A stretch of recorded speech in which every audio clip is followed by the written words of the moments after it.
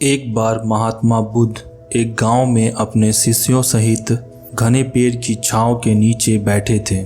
आसपास के गांव के बहुत से लोग अपनी अपनी मानसिक परेशानियां लेकर महात्मा बुद्ध के पास आ रहे थे। महात्मा बुद्ध उन सबकी मानसिक परेशानियों का समाधान देते। सब लोग खुशी खुशी अपनी समस्याओं का समाधान पाकर वहां से लौट रहे थे।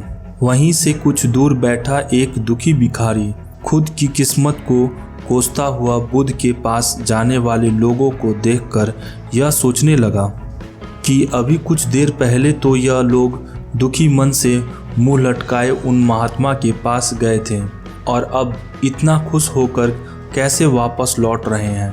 आखिर माजरा क्या है? जरा मैं भी जाकर देखूं कि वह महात्मा ऐसा कौन सा खजाना बांट रहा है इन लोगों को जो उनके चेहरे खुशी से लाल हो गए हैं। जब वह दुखी भिखारी कुछ नज़दीक गया तो उसने देखा कि यह महात्मा तो लोगों को प्रवचन देकर लोगों के दुखों का निवारण कर रहे हैं। यह देखकर भिखारी के मन में भी तीव्र इच्छा हुई कि क्यों ना मैं भी अपना दुख इन महात्माओं को बताऊं। मुझे भी अपने दुखों का समाधान अवश्य मिलेगा। बस फिर क्या था।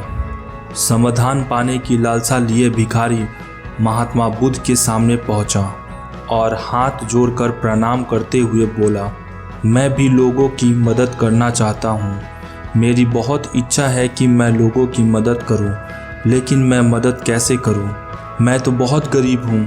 ना तो मेरे पास धन है और ना ही कोई वस्तु है जिससे मैं किसी की मदद कर सकूँ। मैं चाहकर भी किसी की मदद नहीं कर सकता।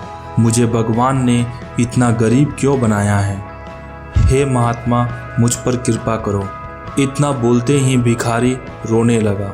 तुम बहुत अज्ञानी हो, क्योंकि तुम अब तक इस भ्रम में जी रहे हो कि तुम्हारे पास कुछ नहीं है, जबकि दूसरों को कुछ देने के लिए तुम्हारे पास बहुत कुछ है। तुम बिना धन और वस्तु के भी दूसरों की मदद कर सकते हो। तुम्हारे पास जुबान है जिससे तुम मीठे शब्द बोलकर किसी के दुखी चेहरे पर मुस्कान ला सकते हो। इन्हीं शब्दों की ताकत से तुम किसी के भी टूटे हौसलों को फिर से मजबूत कर सकते हो। इन्हीं शब्दों की ताकत से तुम किसी के मन में सकारात्मक विचार के बीज बोकर उसको गलत रास्ते पर जाने से रोक सकते हो।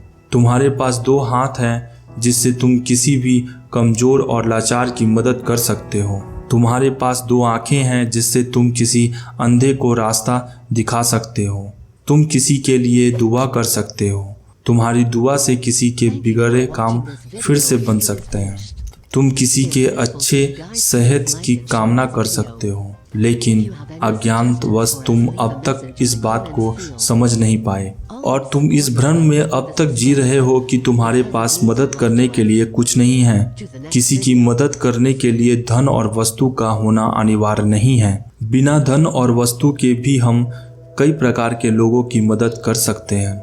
महात्मा बुद्ध के ज्ञान भरे इन सुंदर वचनों को सुनकर भिखारी के चेहरे पर मुस्कान आ गई और वह खुशी से झूमता हुआ वहां से चल गया। तो दोस्तों, महात्मा बुद्ध के इन बातों से कितनी सुंदर ज्ञान जानने को मिली। आज के समय में ऐसे ही बहुत से लोग हैं जो यह सोच सोच कर दुखी होते रहते हैं कि मेरे पास यह नहीं है, वह नहीं है, बल्कि जो है उसी से संतोष करना सीखो और बिना किसी मतलब के लोगों की मदद करो। इन्हीं से आपको परम सुख की प्राप्ति होगी। दोस्तों, अगर ये कहानी आपको अच्छी लगी तो लाइक, सब्सक्राइब और बेल आइकन जरूर दबा दीजिएगा ताकि आपको इसी तरह की मोटिवेशनल वीडियोस की अपडेट मिलती रहे। Thank you for watching this video.